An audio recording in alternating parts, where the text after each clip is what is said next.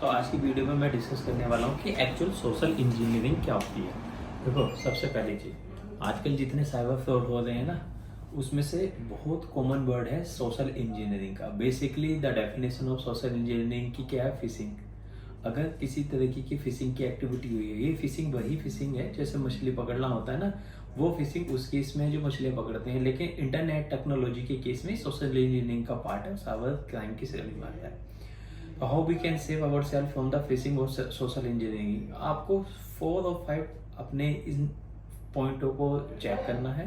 I am sure अगर आप इनको रेगुलर बेसिस पे या कोई भी इंटरनेट पे एक्टिविटी करने से पहले चेक करेंगे, आप 80 से 90% अपने आप को सेव कर सकते हैं। रेस्ट 10% क्यों? क्योंकि वो इतने तेज हैं कि वो अच्छे अच्छे बंदों को घुमा देते हैं जो टैक्स सेवी है ना। क्योंकि जो मोस्टली कॉमन टैक्स सेवी नहीं है, उनको तो उन्हें इजी तरीके से घुमाना आसान है ही, लेकिन जो एक्सपर्ट है उनको भी वो घुमा देते हैं। That's why we are taking 80 to 90% you can save from your side और फ्रॉम साइबर क्राइम, अगर आप ये सोशल इंजीनियरिंग वर्ड्स को अच्छे से समझ जाते हैं। तो सोशल इंजीनियरिंग वर्ड्स में जैसे आता है कि फिशिंग, मैंने आपसे डिस्कस किया। फिशिंग के साथ साथ और भी आती है, 1 by 1 लेते हैं।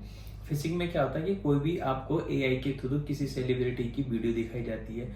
लेट्स टेक एन एग्जांपल कि वो बंदा स्टॉक मार्केट का एडवर्टाइजमेंट करें, सचिन हो सकते हैं, अदर सेलिब्रिटी हो सकते हैं, उनकी लिपसिंग वहां पे यूज की जाती है। एक्चुअल में वो होते नहीं, एआई की यूज करके पीछे से बैकग्राउंड साउंड भी चेंज कर दी जाती है। तो जो विजिटर होता है, किसी एड के थ्रू देख रहा होगा, फोन पर देख रहा होगा, किसी डीएसपी प्लेटफॉर्म के थ्रू, यूट्यूब पे, इंस्टाग्राम पे आप ऐड देख रहे होंगे, तो उसको ये लगता है कि इतनी बड़ी सेलिब्रिटी अगर किसी पर्टिकुलर ऐड की एडवर्टाइजमेंट दे दी है तो बिलीव गेन करने के लिए वो उस ऐड होती है और वो उसमें फंस भी जाता है। ट्रैप होगा वो, फिशिंग। मतलब वही फिशिंग जो मैं बोल रहा हूँ कि कटुआ डाला, चारा डाला और आप लोग फंस गए। सेकेंडली, जब आप अपना बैंक यूज करते हैं या कोई सिक्योर नेटवर्क यूज करते हैं जहाँ पे आपकी क्रेडिट कार्ड्स की डिटेल्स या अकाउंट डिटेल्स एडेड है, तो वो क्या करते हैं, ए को अल्फा बना दिया, आई का एल कर दिया, 1 की जगह इस तरीके से चेंज करके आपको फंसाने की कोशिश करते हैं। सेफ्टी टिप्स के लिए फिशिंग से आपको क्या करना है, अपने जो है डिटेल्स कार्ड की हमेशा कहीं भी सेव नहीं करनी। सिर्फ एक अकाउंट आप ऑनलाइन के केस में एक्टिव रखने के लिए कर सकते हैं, क्योंकि देखिए ऑनलाइन एक्टिवेशंस के लिए भी जरूरी है। आप ऑनलाइन पेमेंट करते होंगे, तो जिस अकाउंट में आप पेमेंट करते हैं, जहां पे आपने अकाउंट लगा रखा है, उसमें एक लिमिटेड पैसा रखना है। ऐसा नहीं कि उसी में सब कुछ रखा हुआ है। बाकी अकाउंट को आप इंटरनेट बैंकिंग से मत जोड़ें। एक सेकेंड, उसके अलावा फिशिंग के अलावा आजकल जो एक और ट्रेंडिंग चल रही है, आपको ऑनलाइन अरेस्ट कर लिया जाता है।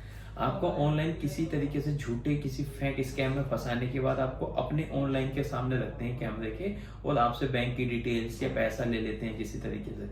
और इसी तरह टाइप की बहुत सारी एक्टिविटी हैं। तो सेफर साइड के लिए आपको, जैसे मैंने टिप्स दी, अगर आपको फाइनेंशियल फ्रॉड से बचना है तो आप एक ही अकाउंट को एक्टिव रखिए, उसमें आप बैलेंस बहुत कम रखिए। इन केस आप हुए भी तो इतना ज्यादा लॉस नहीं होगा। रिकवर करने के लिए आप उसमें अप्लाई कर सकते हैं, हेल्प ले सकते हैं 1930 का, मेरी हेल्प ले सकते हैं और अदर हेल्प ले सकते हैं। आपको और कोई हेल्प चाहिए, कोई ब्लैकमेलिंग का है, ऑनलाइन कोई फोन है, आपको किसी ने वीडियो बना के किसी चैट की कोई ब्लैकमेल कर रहा है, किसी को कोई पैसा देने की जरूरत नहीं है, किसी ने कोई आपका डेटा रखा है, वो आपको किसी तरीके से परेशान कर रहा है, कोई आपके वीडियो या आपके जो इमेजेस या फेसबुक पर गंदे गंदे कमेंट कर रहा है ना, कुछ भी साइबर क्राइम से रिलेटेड है, आप कांटेक्ट करके अपॉइंटमेंट बुक कर सकते हैं या हेल्प ले सकते हैं। ठीक है, डरने की उनसे कोई भी जरूरत नहीं, किसी को कोई पैसा देने की जरूरत नहीं। आपके लिए साइबर सेल खुद ही खड़ी है और हम लोग भी खड़े हैं। Thanks for watching this video.